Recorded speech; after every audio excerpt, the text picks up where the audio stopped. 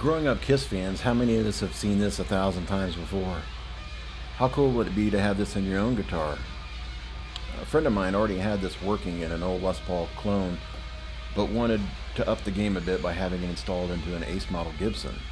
Well, kind of a Gibson, but you get the idea. After a failed first attempt, the first guitar that we got was broke. The headstock was completely broken off. The second one we got was perfect shape. Everything came great. It has all the inlays and all the stuff that looks just like a real like a real Gibson. We wanted to do it in a cheap guitar because we didn't want to cut up a real nice this model from Gibson probably runs in $5,000 to $6,000. So cheap when it was. First started off visualizing how I was going to try to get this to fit. The device we were using is a small smoke machine that's made in Germany. Very specific. It's made for like cosplay units or cosplay outfits for people. It allows you to stick this in a very small area.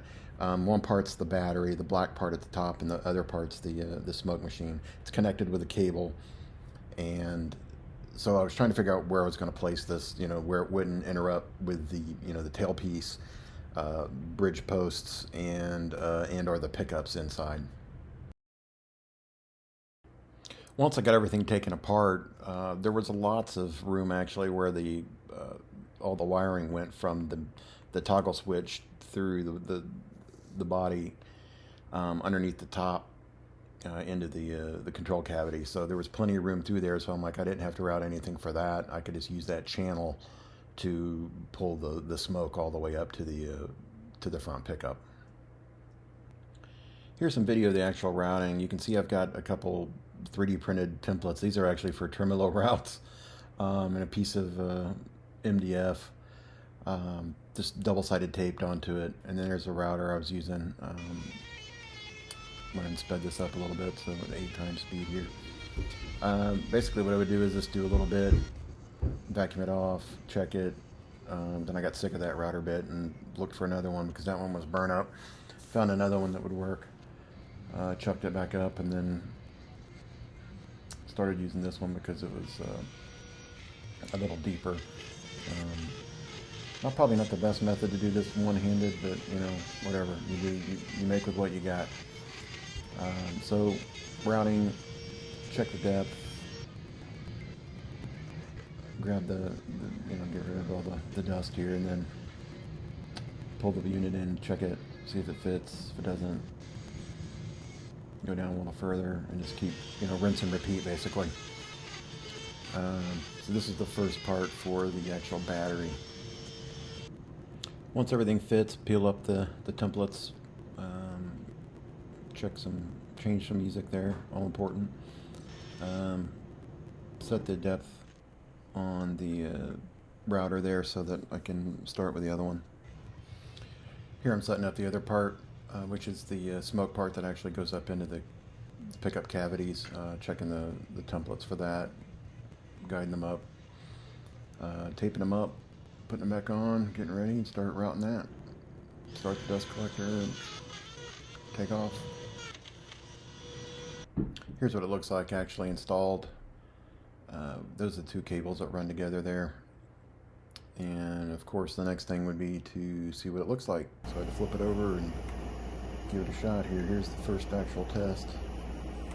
Kind of proved it would work.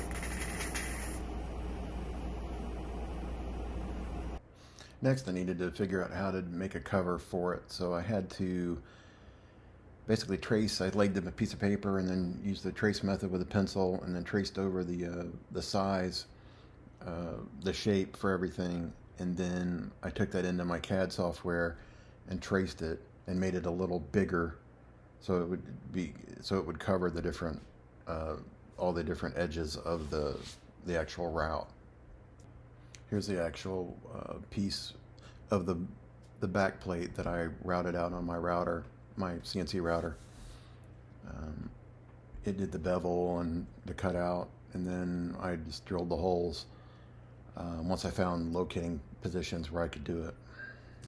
While I was doing everything, I was like, well, wouldn't it be cool if I could put the glowing part in there? So I ordered some LEDs off of Amazon and had those come, and I'm like, so I had to figure out a way to put the LEDs in there and then have everything kick on together. So here's a shot of the actual initial first test of the LEDs on 2 of the pickups, and then there's all 3. Here's the first test of everything together. I wired in a button, a push button, push button that's mounted in the tone control there. Here's a small clip of it in action. Look at Nikki go.